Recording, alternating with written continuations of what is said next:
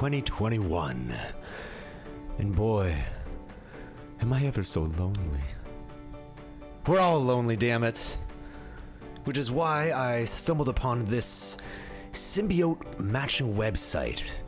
I didn't know what to think about it at first, but on further review, it is essentially a Tinder scenario where you find your perfect symbiosis. Little did I know that they'd be shipping over a symbiote across the border to show up on my front step after I get home from work. That was 10 minutes ago. And now I'm stuck with... well, no. I came across COZEN, whose powers seem to be second-guessing and constantly teasing me in my thought processing. He, or it's, here with me right now. Say hello, COZEN. This is not my name. What? COZEN. That's what the box said. It's pronounced COZEN. You imbecile. Wow. My brain then. How old are you? Older than your beauty brain can calculate. And I mean beauty. Yeah. We're gonna have oh so much fun together. I can tell. So... buckle up. hey. I was gonna say that. Oh, I know. Here goes. Spoilers. Just a little bit. Just a little bit. The personalities of this movie ran galore, right down to the soundtrack that in itself added personality to the movie. This is its function, is it not? Blurrier than the first, which is saying something, but yet still an improvement. It's not just two garbage bags fighting in the wind anymore. Oh no, it's bigger, less blobbier, but goofier. Better lit for a nightmaric scramble. Less... ugh, I don't want that near my mouth. I would. Nom nom. Every scene was memorable and engaging, with the buddy moments between Eddie and Venom being written right and actually funny this time. I would say thanks to director Andy Serkis and his experience talking and reacting with a CGI version of himself, leading to Tom Hardy actually having an earplug in his ear, feeding him his Venom lines so he can react to them then again on camera. He shared such chemistry with himself, though not compared to that he had with Woody Harrelson. A lot was shoved into that 1.5 hour movie time. It had to be a sequel, a Carnage and Streak origin story, a joyride, an epic fight, sparing some time for Dan and Sonny and Cher. Hardy is still rocking that sweaty scruff, burping out wows and other guttural noises. His better performance, in my opinion, that's mine, is that of the voice of Venom.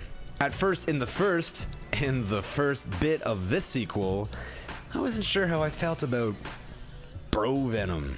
You can do better. Vibes Venom? Better. No, just move on. Alright, well, now Venom is coming out of the closet, baby! What?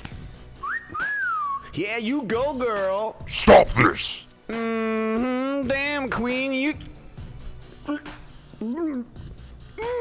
Ah, that's better.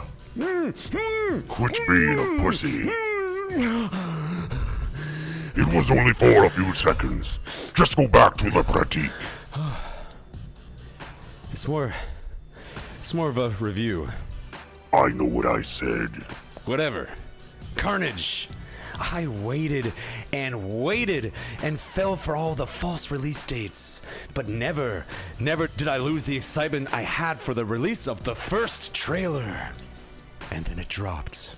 And there he was. A live-action Carnage. And hell, was he ever amazing looking, moving, and just... Your heartbeat continues to rise. Do you need a moment? He was just as incredible looking throughout, and as scary as a neutered PG-13 live-action representation of him could be, when you actually got to see him. The few seconds amidst all the shaking and motion blur. And he's not really the most bonded symbiote like in the comics. Something else from the comics, he can hack the internet with his little red wiggles. You actually read comic books? Of course. Fucking nerd. I'm starting to think we're not really that much of a match, cuz. What? Sorry. No, you're cool, man. This is cool. I'm enjoying this. Really? Yeah. Good. Carnage also had this almost biker voice that I'm still not sure was the same throughout. Did I hear it correctly? Did they change? Did it evolve? Who are these questions being directed to? Your 4 million years hive mind wouldn't understand. This voice being provided by Woody Harrelson, who was the lights and the highlights of this sequel. You can see how much fun he was having, being terrifying both with and without his symbiote onesie. That charm, those eyes, those lips. What lips? Precisely, his lips. Where did they go? At moments, his motives were a bit corny, so I guess he... Carnage! Ah ha ha ha ha! What the hell, man? That's a good one. Carnage. It may have been, if I was ever able to make it. Oh. Sorry. Now you don't have to. Someone else having a ball was Naomi Harris as the secondary villain and love interest of Cletus, not Carnage, I mind you. Shriek, whose powers come from... It doesn't matter. She sucks up air or something to let out sonic screams, along with possibly super durability.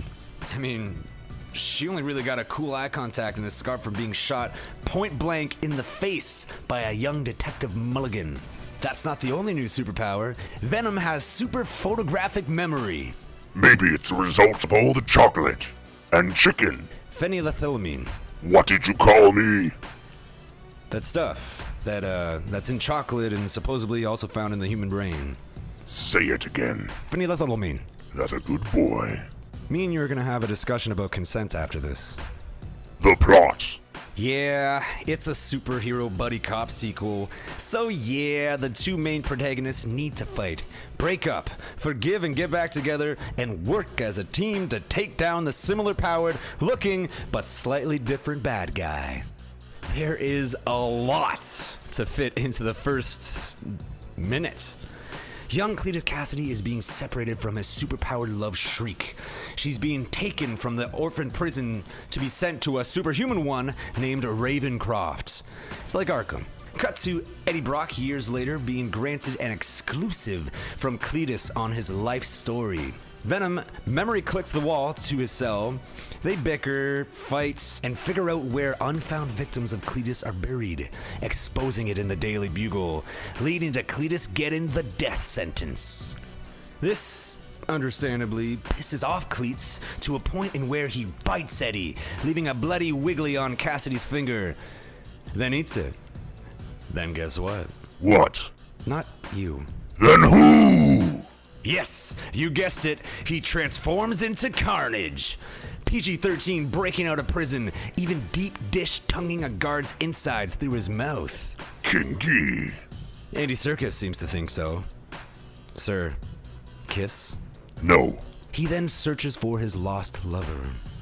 Meanwhile, Eddie and Venom split over not eating bad guys, stopping crime, and generally not lethal protecting. So Venom leaves, kills several people he body snatches on his way to his coming out party. I warned you. Oh, what's wrong? What happened to my nose? What nose? Make it stop! I'll put it back! With me, you won't need one. Please! Fine. Shit. It was a joke. Relax. Not funny, yo. What the hell? It was funny to me. And I'm sure whoever you keep asking questions to. So, worth it. Sound and fire. What? Nothing. That's right, nothing. We learn a lot about the connection between brains and chocolat. Science. Yummy. Say the word again. Twice is enough. A lot of, you already did this movie. The relationship between both Venom and Dana. Dananana. You're a loser this, let's eat heads that. This movie is so fun, but the motives were... Well, let's see. Shriek wants revenge on the cop for the cool makeover via a bullet. Cletus versus Eddie for publishing that article. And Carnage versus Venom because he gave him life? They need to fight, don't they? Well, yeah. Well, yeah. And what an awesome final fight it was. In, on, and around a church. Carnage was everywhere and growing bigger with every head he munches on. Off screen, of course. Of course.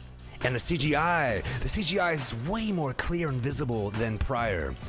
Carnage gets sick of his girlfriend constantly opening her mouth and letting out sonic screams. So much that he splits from Cletus, and Venom munches on the leftovers. And if you don't understand what happened to the cop Mulligan, just Google toxin. That should clear things right up.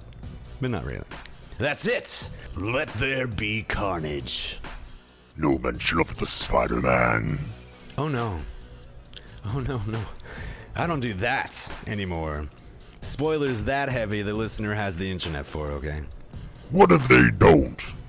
This review is already so long. So I'll just say this. The most R-rated portion of this movie comes from its mid-credits scene, involving Tom Holland and tongue foreplay in a hotel room. Foreplay for what's to come. Really? That's right. That's what you're all made out of, isn't it? Want to spend the rest of your life blind? Ah, that's just an old folks' tale. Not if I push your eyeballs out from inside. From in here. I do not. Do not mock my existence and race again. I will not. Good. Now continue. If you say so. Oh, I do. I laughed and would even say chuckled a lot in this movie. Again, I praise Andy Serkis for making Venom even goofier, but in a fun sense. Carnage was done justice, even if he's already dead and done. It was a constant want and wait to have him and Woody back on screen. And as much as I enjoyed LTBC, I watch way too many movies, and there's just still things that the inner critique in me could not ignore. Instead of crime fighting or doing things that sound cool to watch, we get to see them bicker about doing such things. Sounds familiar. Venom versus Carnage needed more time together. Carnage needed more screen time altogether. But it's still hilarious, fun, and badass. And a diagnosis of a 9. Yes, you heard me. 9 out of 10 from yours truly. Oh yes. You call yourself a doctor, don't you? It's not maximum carnage. It's minimum carnage. Check out a review I did with the band Hot Apollo recently while I figure out how to shed this thing. I do ask the band, what would your symbiote color, name, and powers be? It's very simple to answer me. All you gotta do is put it right there in the comments. Like, follow, and subscribe for more. Think I didn't hear that? You catfish me, man. What am I supposed to do? I am neither a cat nor a fish, and we do not have symbiosis. You call me a cat, I call you a pussy. Bye!